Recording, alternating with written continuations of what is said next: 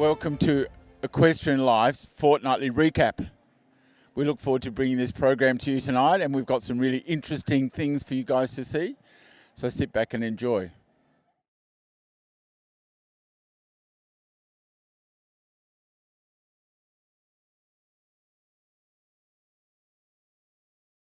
So we had the opportunity of catching up with Lucy Warhurst, our new CEO of Equestrian Australia at the Dressage New South Wales Championships. Welcome to the family. Thank you so much. Great to be here. Yeah. So I guess the most important question is, what inspired you to apply and become the CEO of Equestrian Australia? Look, I think first and foremost, I just love horses. I love the diversity of people that are involved with such a wonderful sport. I grew up in the country, and my cousins were a show jumping family, so I was lucky enough to join them in the truck heading out to the jamborees, and we did the annual pony clubs. So I sort of brought into a family that loved horses, and that's always stayed with me. And I think when you're passionate about horses, it does stay with you forever.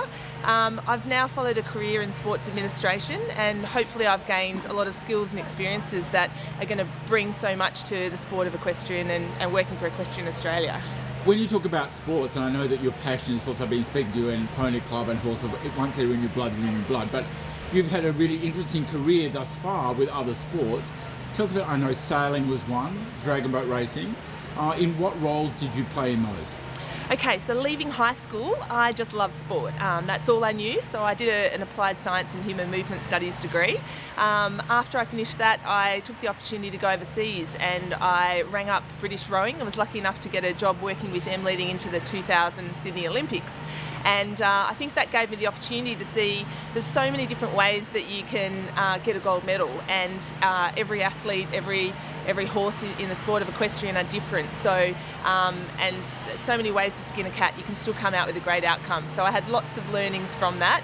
Since then, I've worked at club level in Fremantle for the sailing. I've worked at state level with dragon boating New South Wales. And I've worked at the peak bodies of the AIS, WA Institute of Sport, and also the New South Wales Institute of Sport.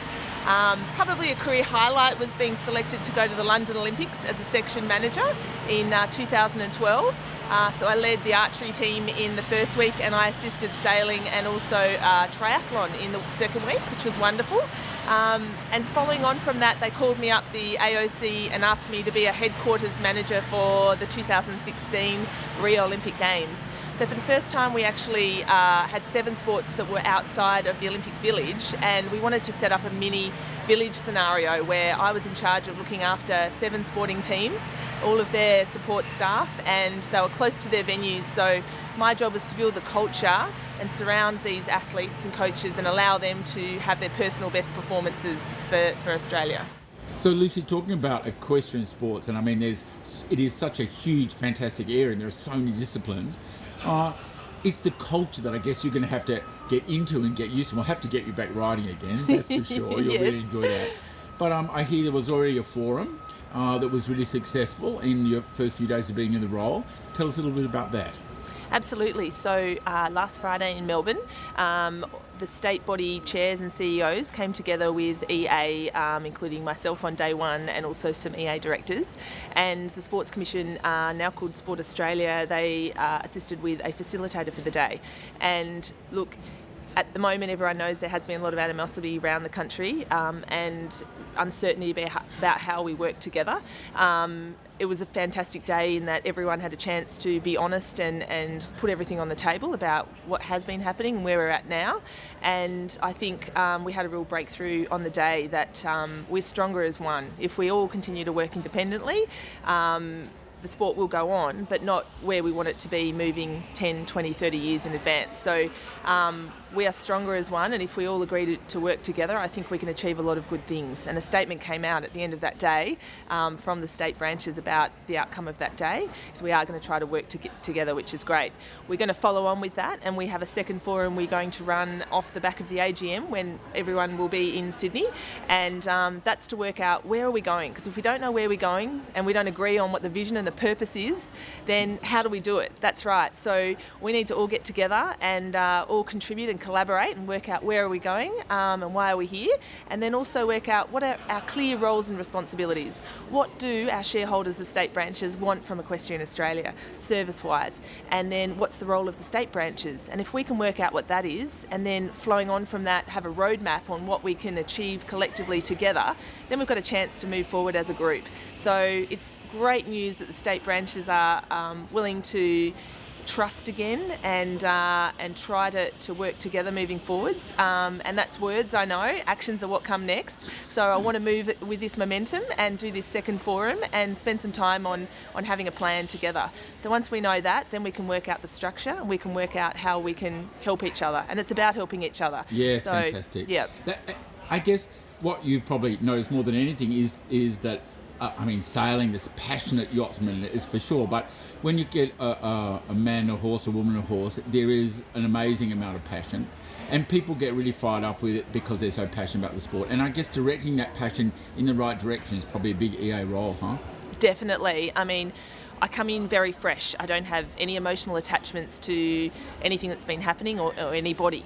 And I think that's a real benefit. I think when you bring in somebody new to a national sporting organisation, you want to make sure they have the skills and experience and what role do you want them to play. And I think right now, for Equestrian Australia, and it does change depending on where you're at, what horizon you're at as a sport, but right now we really need relationship building, and we need to have someone who can be the face of EA and has an open door policy and is there to service the state branches, and that's the role that I have, and represent you to upwards to the FEI, but also sideways to the AOC and the APC and a major funder, which is used to be the Sports Commission, now called Sport Australia. So my role is to provide leadership, it's to connect everybody, it's to make sure we've got a clear vision and purpose, and to start progressing the sport in an agreed way forward.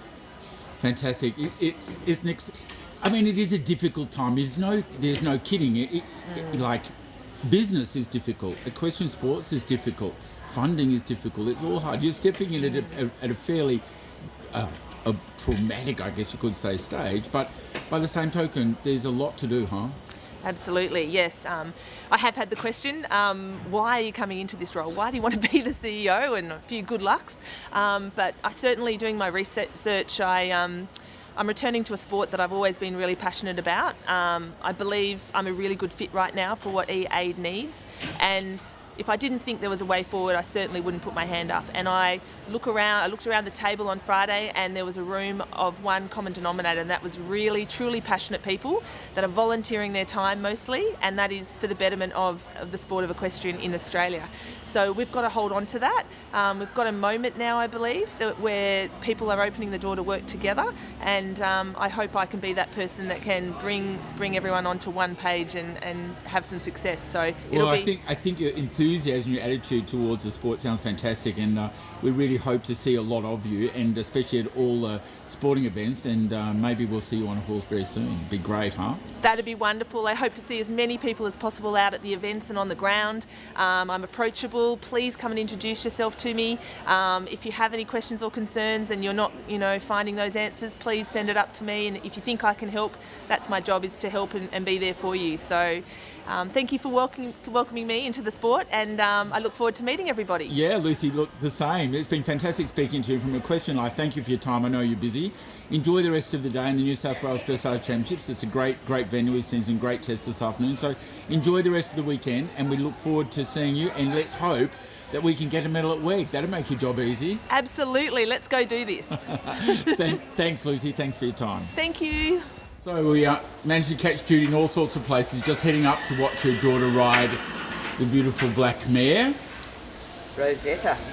Owned by Jenny Rapson, who's going to do a freestyle. Got a third yesterday in the Inter One, I saw, was very good. Yeah, but more importantly, your ride yesterday in the Grand Prix on the WEG reserve horse in Australia. You didn't have to get on a plane and travel all the way to America. You just had to go around the corner and compete on a beautiful surface. Yep. And congratulations, a 72 point something. 2.6 or yeah, something. very good. So personal best? Personal best was really good. Because he's such a clever little fellow that sometimes he puts a step in here or there where, and that's all it takes is just one little funny step. But yeah, he hung in there, and he was on the aids quite well yesterday, and and I think he showed some really good work, and it was consistent. Like through all the paces was quite consistent, and so I was really, really pleased with him. It was really good. I watched the test. It was really beautiful, and he looked very, very confident, and really with that confidence and that a little bit more relaxation, there was a whole lot more suppleness, and some of the half passes where he struggled a little bit, he's really coming into his own now. Yeah, no, it's definitely getting better.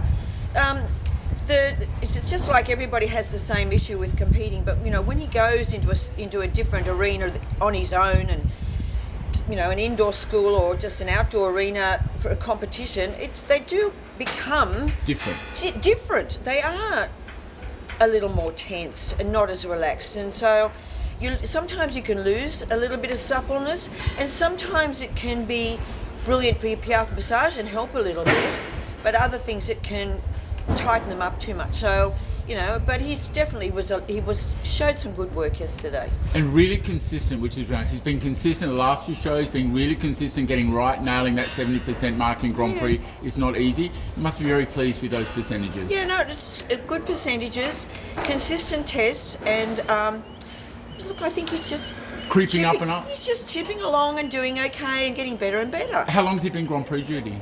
He's been a couple of years now, because he started, of course, pretty much as soon as the age allowed. So I think he's been 2 years. How old is he now? 10 or 11? I think he's 11 or 12. I would have to check that. 11 or 12. He's so quite he's young. He's quite reasonably young, but you see, he's just, he's been up in the indoor school at SIAC since he was 5 years old, doing a 5-year-old young horse class. So he's kind of been around. Home away from home. He's kind of been around in it all the way through. Yeah. So, but campaigning at Grand Prix, but he's been in there a couple of years now. So your favourite thing, freestyle, you're going to love that. Well, it is not too late. No, it's not too late, which is good at the state championships, because the CDI, I think I'm sometimes on at 10 o'clock or 10:30, and then no champagne, no fun. So hopefully we'll get it over and done with and be able to have a little bit of fun tonight, and hope I don't muck it up too much or put any too fancy steps in. It'll be fine. That's up to him. Yep. Well, congratulations, and a very pleasing and deserved percentage of 72.26, and we look forward to seeing even better results soon. Thank you very much, Roger. Thanks for your time, Judy. Go and enjoy your daughter's test. Okay, thank you. Bye. Bye.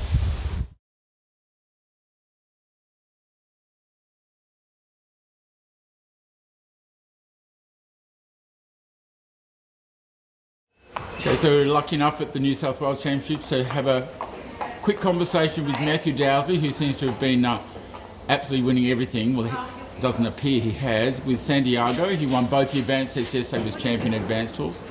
And with AA Prestige, in one of his few Grand Prix tests yesterday, scored a massive 72%. Firstly, Matthew, congratulations on 2 fantastic horses and fantastic wins with great percentages. A little bit about Prestige.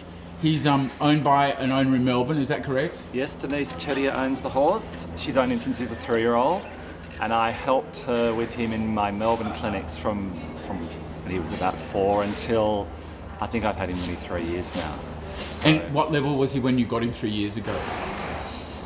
Medium, coming towards advanced. Yeah, and you always take them slowly, and you're not one to get out and ram competition in their faces. You sort of like really wait until they're well established at the high level before you start competing. Is that correct? Yeah, I think I did advanced with him because he hadn't really been shown very much. So I did advanced the first year. He did really well, and then the next year we went into small tour. Did that for 1 year. And when you say you do it for a year, you probably had 4 or 5 competitions, if that, huh? He would have done 3. Exactly. And how many Grand Prix has he actually done? I don't know, probably 5. Matthew's so serious about competition. I suppose he really tries to get him excited about getting out there and competing. So Matthew, I sort of watched him all along, and he's really excited me from the very beginning. I just think he's fantastic and such an athlete. What puts him in the special horse category with you? What makes him that 72% Grand Prix horse? You've had plenty of them. It's easy for him. He's just got so many more gears. You want trot, you want extended trot. It's easy for him, and I love it because his canter's it's a lovely canter that's so big, but it's so collectible too.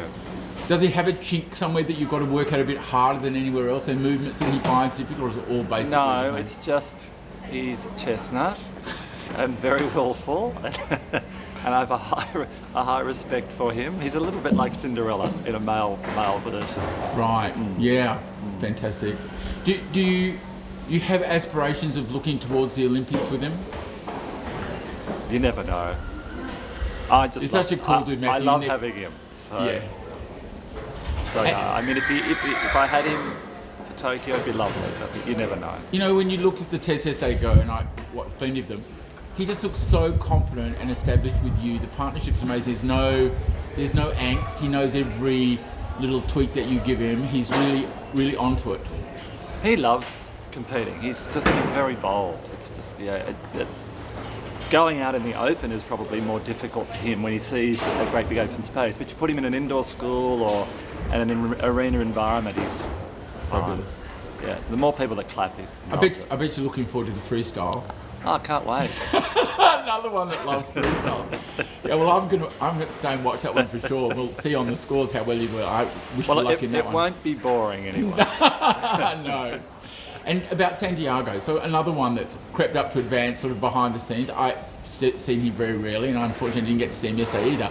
I've seen a little bit in training, a beautiful black horse, by Sandro Hitt. Sandra Hitt Florestan. Right, very nicely bred. And where did you get him? Sally Keane bred him, Sally Latona, Oh, Sally from Latona. Barrel. So his mother's actually imported too. So he's Basically imported. basically, yeah. And how long have you had him? Since he was a 2-year-old. So he's yours. Yeah. So, and you didn't compete lower levels with him? I did young horse classes. And so did you the first major competition is advanced? Medium advanced. Medium advanced, Yeah. okay, cool. He went to the Winter Festival. He did 4 tests there, and then I took him to Barrel. I did 2 He there. probably won all 4. Yes, he did. He's won everything he's done. Not beaten. No. Fantastic. And nothing. He hasn't got under 70% yet. That's amazing. I like your modesty. So yesterday it was 74 and 74, was it 74 and 75? Something. I know he got a 75 in the 5-3. Yeah, 75 and 74 point something. So pretty amazing. I'm thrilled with him. I didn't think I love saw him in the freestyle list. No. He's He's pretty. quite happy with his training and with and an amazing horse too. So what's special about him? Oh, look, Sally rang me and said, I've got this horse that you might like. You'll like the breeding, because I love Sandra Hitts. And I went over and had a look, and it's hard when they're 2. He was in the paddock, but I liked the breeding of both sides, the mother and the father line. So, and I saw him move, and I didn't see that trot that he has, but the canter was so good. And I thought he was a nice style. I thought, well, do something with him. And he's turned out a hell of a lot more than I ever thought he would. Fantastic. And Grand Prix with him? How far away? Oh, 6 months. That was Rodney. next year he'll do small tour, so we'll see. Rodney, there's a year till small tour.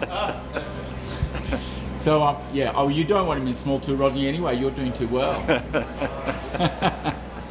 Well, good luck tonight in the freestyle. We'll, by this time this goes to air, we'll know well about that. And congratulations, yesterday. 72% is an amazing score for a young Grand Prix horse that's done His first most year, trials. So, I'm very happy with them all. fingers crossed, and I would really love to see him at the Olympics. It's a shame you're not there. Oh, well. Thanks for your time, Matthew, and good luck tonight. Thank you very much, Roger. So down in the winner's stables, we're here with Rodney Martin, who rode PR Fitzhardinge, a beautiful chestnut horse. Is he by Rotspawn? No, first Piccolo. Oh, first Piccolo, that's right. The James's other horse was by Rotspawn. That's right, yes. Yeah. So tell us a little bit about Fitzhardinge, Rodney. And I mean, you won the Prix St George into 1, and it was a very, very strong field. And not only did you win, but you really blitzed them, because in the Inter 1 you were 3% ahead of Bloom is Simply the Best, and he's no slouch. No, he went very well, I thought, and he just has his eye on the job the whole time. If he gets nervous or stressed, you give him a pat and off he goes. He says, okay, I can do this. So. Yeah, he looks such a bouncy character with lots of cadence and Perfect spring. competition horse, I think. So you obviously have had him for a while. would it be 4 years we've had him? He was broken in late. Oh, that's right. You were saying he was broken in at 7. 6? No, was it 6 he was broken in? I didn't hear what you said. 6. He sat in a paddock not doing. He was broken in as a young horse, but he just. Oh, he was broken in as a young horse and then put in the paddock till he was 6. So he'd done nothing when I got him. And That's pretty amazing. yeah, in a few years. 3 years, yeah. But he's so compliant and he tries. Yeah, it's fantastic. And you've had plenty of horses up at this level and brought them along yourself. What makes this guy sort of like special? I think his attitude, and I think there's something special about him because everyone just likes him.